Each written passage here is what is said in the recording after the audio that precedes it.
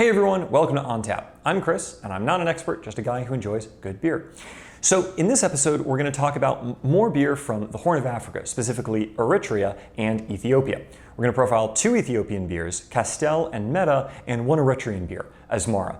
We talked about this in part one, beer from Ethiopia, and if you haven't checked those videos out, the card is over here and the link is down below. All right, let's get to the episode. So Castel beer is a little bit of a stretch if we're talking about Ethiopian beer. The reason is because it's owned by the Castel Group, which is a big French multinational beverage producer that specializes in wine, though I understand in France it's mostly sort of generic table wines. Anyway, Castel Group apparently is the largest wine producer in all of France and the fourth largest wine producer in the whole world. The company also produces a lot of beer, specifically for Africa, of which Ethiopia is a major market. According to the company, they produce 25% of all the beer consumed in Africa, and they also claim to be the 9th largest beer producer in the world. With Africa, sometimes data can get a little fuzzy in terms of like who's producing what and how much, and where and which labels are owned by who, and are the breweries local or are they built by other people? So the data is not entirely as complete as I'd like it to be, but I'm going off of what I can find. So anyway. Saying that Castel beer is Ethiopian, little bit of a stretch, I'm definitely not gonna lie, but there are a couple reasons I'd still like to count it. The first is that the beer itself is actually produced by a company called BGI Ethiopia, which is a subsidiary of Castel, and it's been around since 1998. Castel has sort of just put their name on the label. And then second of all, the bottle has something called Ge'ez characters on it. Now, what the heck is Ge'ez, you might be asking? Well, Ge'ez is the native alphabet of the sort of Ethiopian people as created by the Amhara people, who are, you could kind of say, the sort of Orthodox Christian founding population of Ethiopia. It's a little bit more complicated than that, but let's just leave it at that. Anyway, so local brewery, local alphabet, big French multinational owner. Is Castel Ethiopian? Kind of. Next is Meta. The Meta Abo brewery, as it's officially known, was started in 1963, making it one of the largest and oldest breweries in the country after St. George, as we mentioned in part one. Now, the brewery was started in the town of Sabata, which is almost dead center in the middle of Ethiopia, and it became very popular quickly with Central Ethiopians. That area is also very close by to the capital city of Addis Ababa. And aside from being the capital city of Ethiopia and a hub of commerce, Addis Ababa has been for decades a very, very important city in sub-Saharan Africa, both economically and politically. So shortly after the brewery's founding, it was moved to Addis Ababa by the government, which basically controlled everything in Ethiopia through sort of the mid to late 20th century, kind of 1950s to early 90s. And it was actually one of the last sort of fully run government holdouts in the country, where in 2014, Meta was finally sold off by the Ethiopian government to Diageo, the big British multinational company that makes things like Guinness. Anyway, in 2022, the company was then finally sold to Castel, actually as part of Castel's African focus. And it does seem that Castel is sort of building itself up as the major competitor to the likes of Heineken in Ethiopia. The beer is brewed by BGI Ethiopia, Castel's Ethiopian subsidiary, so it is still an Ethiopian brewed beer, it's just owned by a big French multinational. And actually, beer aside, Ethiopia is a country that has really a fascinating history and a very interesting culture. I've been very interested in the country for a long time, and one day, perhaps, maybe I'd actually love to visit. It's going through a bit of a rough patch now with some civil wars and such, but hopefully those things can get kind of, solved eventually and the country can move towards a brighter future. But let's switch gears a second from Ethiopia and talk about nearby Eritrea. Now, when thinking about beer, Eritrea might not be the first country that comes to mind, and you certainly would be forgiven for that. I mean, honestly, how many of you even know where Eritrea is? Well, if you do, congratulations, and if you don't, time for a little history and geography lesson. So Eritrea is a country in the Horn of Africa and has a mixed Orthodox Christian and Muslim population. Used to be an Italian colony starting in the late 1800s until about World War II. Then it used to be a part of Ethiopia when Ethiopia conquered/annexed the country in the 50s. But then the Eritreans fought a war of independence in the 90s, a border conflict smoldered for another several years, and eventually the Ethiopians and Eritreans solved their border disputes in the 2010s. All of which is to say, Eritrea does indeed have its own brewery. And that brewery is the Asmara Brewery. The Asmara Brewery was founded in 1938 during Italian rule by Italians. In this case, an Italian man named Luigi Melotti.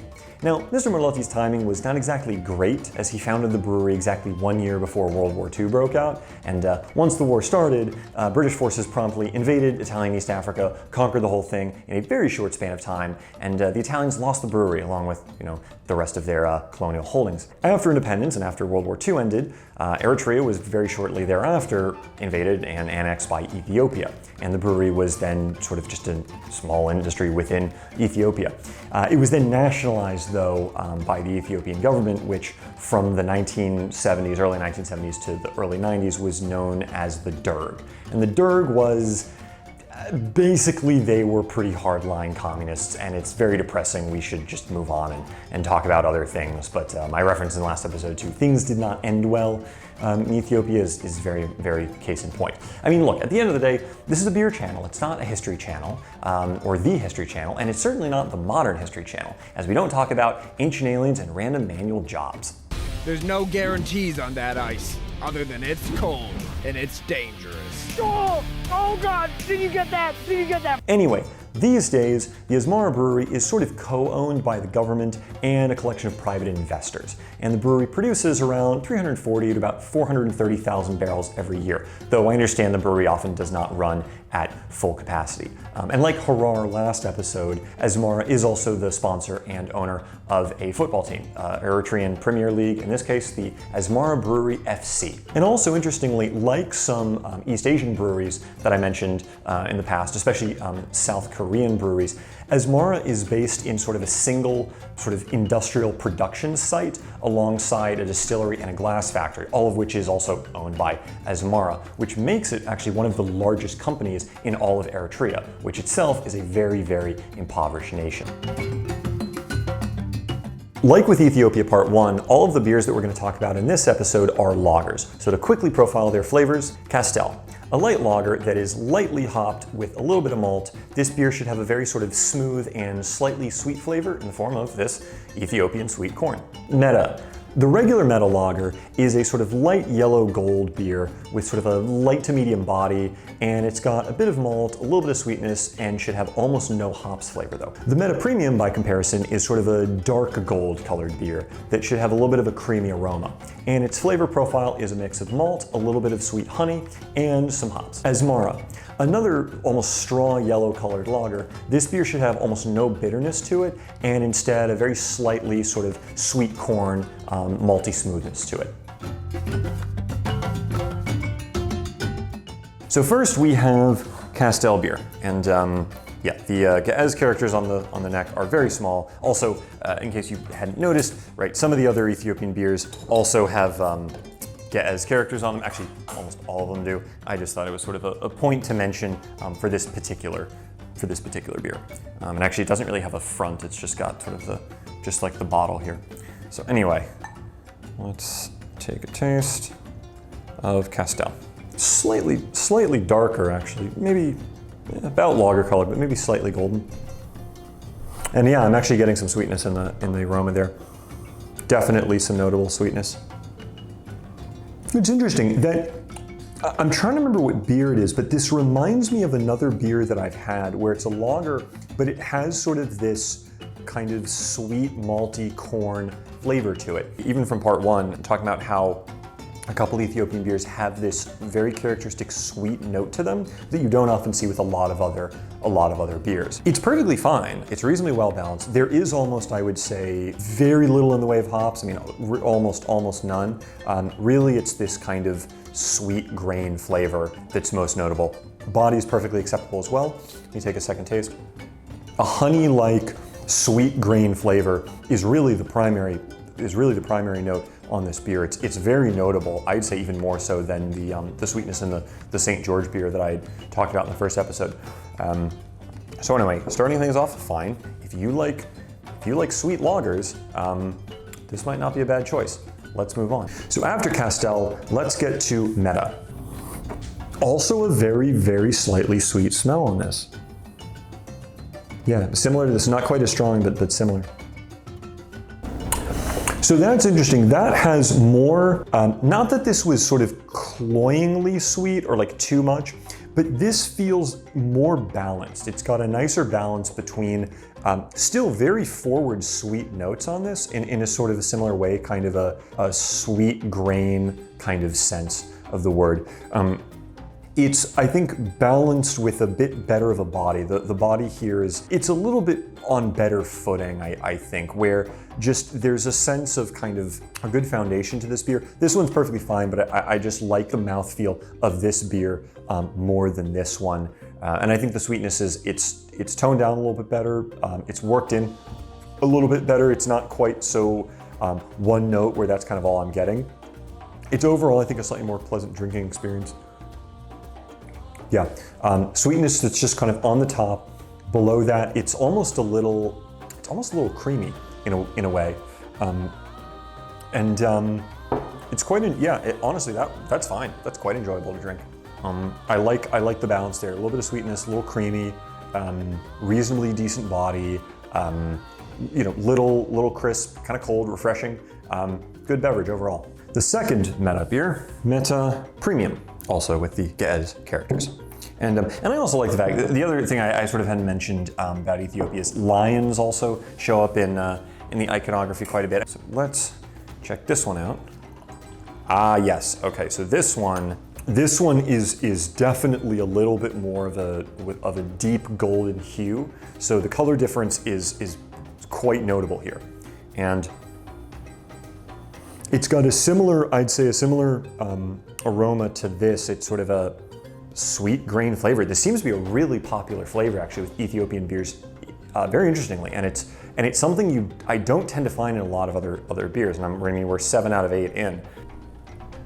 It's an interesting combination because it's a mix of sweet and bitter, actually. It's like if you took hoppy, crispy bitterness and you mix that in with more of like a honey kind of sweetness, and you sort of put those two together on top of a mid-bodied beer. That's kind of what this is. It's a mix of honey, sort of, standard lagerness, and some hops, which for a lot of the other sweeter beers is not so much a note that I've been getting as much. They tend to be a bit sort of sweet and smooth. This one's a bit sort of semi-sweet, kind of crisp. It's more identifiable than sort of more of that what I describe as more of a sweet grain or the companies describe as a sweet corn flavor.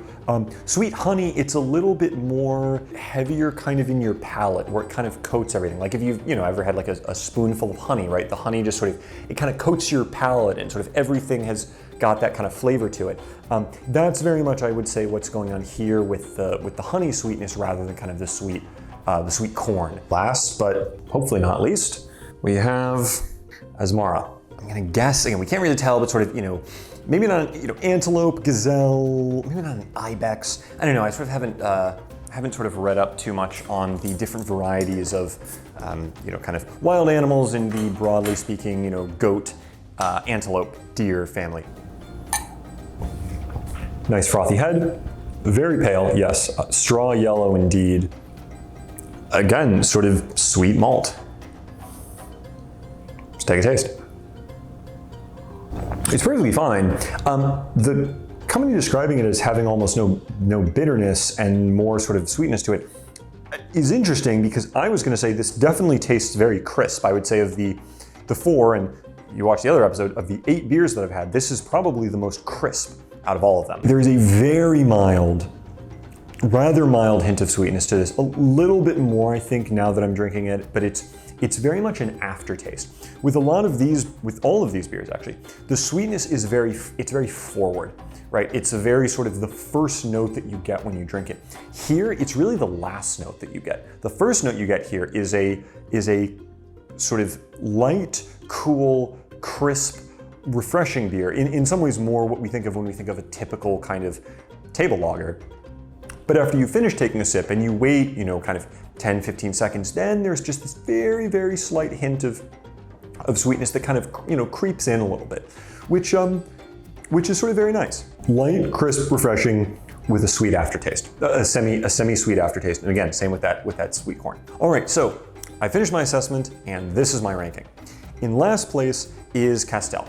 This beer is perfectly fine, and it is interesting in the fact that it is so sweet, but I think that the sweetness is really just the main note that you get in this beer. The body is acceptable. If this beer were not very cold, this beer I could see being very kind of almost like saccharinely sweet for a beer. And I don't mean that in terms of like those Belgian lambics or fruit beers or anything like that, but for a grain-based beer, like a very kind of, I think the sweetness would just be, it would be too much and it would be just not as enjoyable. This beer I'm gonna put sort of in second place because it is interesting that there is sort of this really notable honey flavor to it on a reasonably solid base. And the other thing that I didn't mention during the tasting is that there's almost a smokiness to this beer. It's like a lager that's got honey and it's got, smokiness mixed in with kind of malt and sort of a little bit of hop. So it's definitely a unique flavor, but it is rather strong for a lager. This is not a lager that's sort of smooth and super easy to drink. It's a very particular set of flavors, and it's not going to be for everyone. So points for the interesting flavor combinations, but it could definitely well not be your style. So then tied for first place is Asmara and Original Meta. And what I like about these is the blend of sweetness, crispness, and a little bit of maltiness all on light but very enjoyable bodies. In the case of the Asmara, this is more of a beer that leads with crisp and dry, and then you get a little bit of light sweetness on sort of the back end. This beer leads with sort of everything up front. It's got a bit of hoppiness, not much though. Mostly it's going to be on the side of sort of sweet malt. That's really just down to what your preference is. Do you prefer your beers a little bit drier, a little bit hoppier, with sweetness sort of hanging out in your palate, or do you prefer those flavors kind of up front? And that would affect which of these beers you would go with. I personally am just gonna go with this one. I just like, I think, sort of the upfront blend of everything a little bit more, but this one's perfectly nice as well. One thing I definitely want to comment on is the real sense of sweet corn, basically sweet corn, honey, sweet grain, flavors that I get in a lot of these Ethiopian and Eritrean, or single Eritrean beers. And if you saw part one, I talked about very much sort of similar themes in at least two, almost kind of three of those beers, really two of them. So that's very unique. It's a very specific flavor profile that I've really not encountered in a lot of other beers around the world. I remember what this is. It reminds me of San Miguel Brewery in Manila in the Philippines, and the main San Miguel lager, that was similar in its sweetness to this beer here. That was more of like I almost described it as like a banana sweetness, or sort of like a rich tropical sweetness, but in the sense of, again, like starchy fruit, like breadfruit or banana. This is more of a grain flavor, but it's still kind of that sweet, kind of heavier feeling. So not like tart sweet, but like thick and full and rich sweet. These two are my favorites.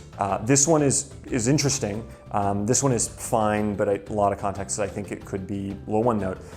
But yeah, the sweetness of Ethiopian beer, it's only matched in certain Filipino beers, which is very interesting. It's very sort of, I guess, just coincidence, perhaps. Perhaps it's a coincidence that Ethiopia and the Philippines, at least from the beers I've tried, both really prefer to have, or the people there, I should say, not the countries, the people of Ethiopia and the Philippines prefer to have a certain amount of forward sweet notes in their beer.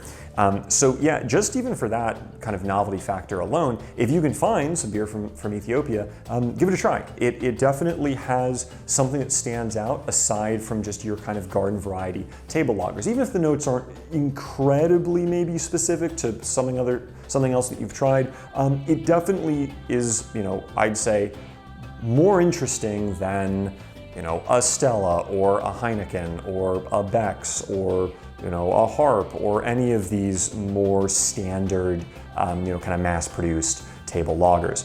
So anyway, that's my assessment. Overall, people of Ethiopia and Eritrea, good job. I enjoyed the beers. I thought they were quite good and quite interesting flavor profiles. So yeah, that's the video. I hope you enjoyed, and I'll see you next time.